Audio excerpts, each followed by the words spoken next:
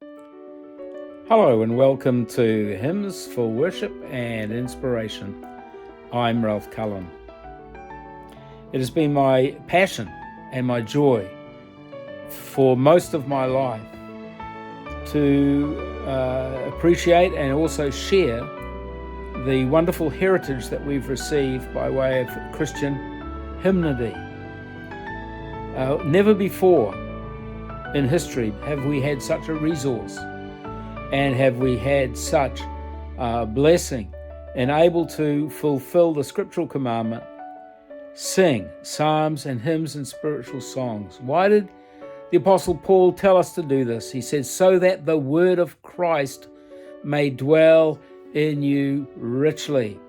When we take good words and put them to good singable music, the words are then embedded in our hearts and minds. We are able to remember the scriptures. We are able to remember the truth. And so through our lives, these great hymns have been a strength, an encouragement, but also help us to understand the great doctrine of the faith. Today, as we approach Easter, I want to look at a wonderful hymn written by Henry Hart Milman. This is an 18th century hymn that has stood the test of time and celebrates and describes the entry of Christ into Jerusalem on what we call Palm Sunday. Jesus' ministry had reached a climax in the wonderful miracle of bringing back from the dead his friend Lazarus. This was famed abroad and brought much rejoicing and excitement. Jesus, in fulfillment of Old Testament prophecy, and knowing that his time had come, rode into Jerusalem on that day on a donkey. This was known by the people who understood the scriptures, that their king would come riding upon an ass, humble, a servant. And so they came out into the streets in droves. They put their coats, palm leaves, they put on the street as a pathway for the king. The Jewish leaders of the day found this to be very concerning, for Judea was under the rulership of the Roman Empire, and any trouble was going to be trouble for them.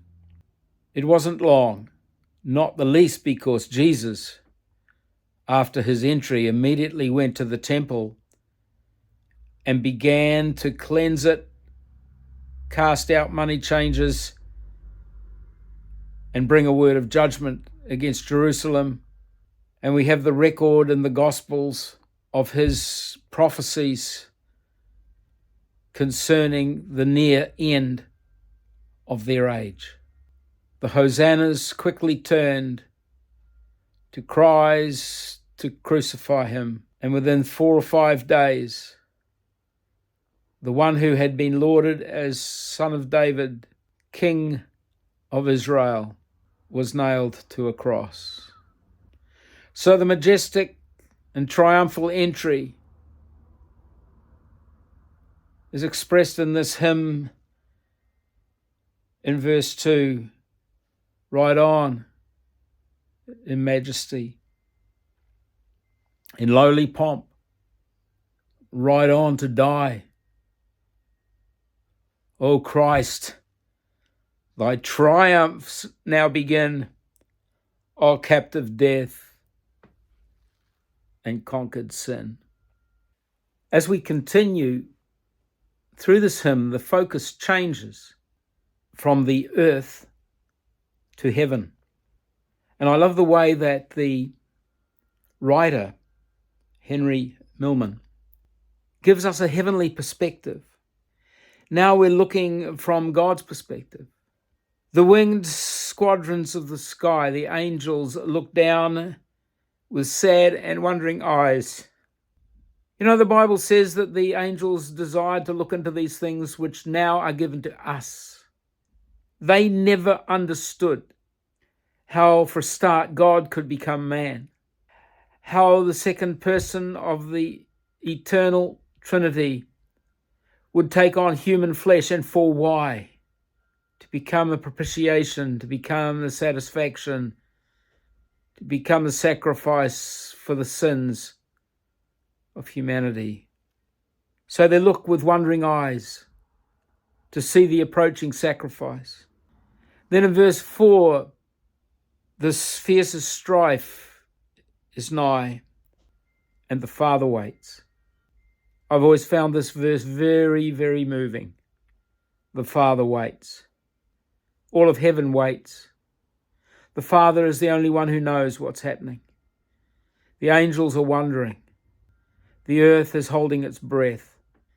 All of creation is waiting. And then the final verse, when death has done its worst, the victory is won. The kingdom is obtained.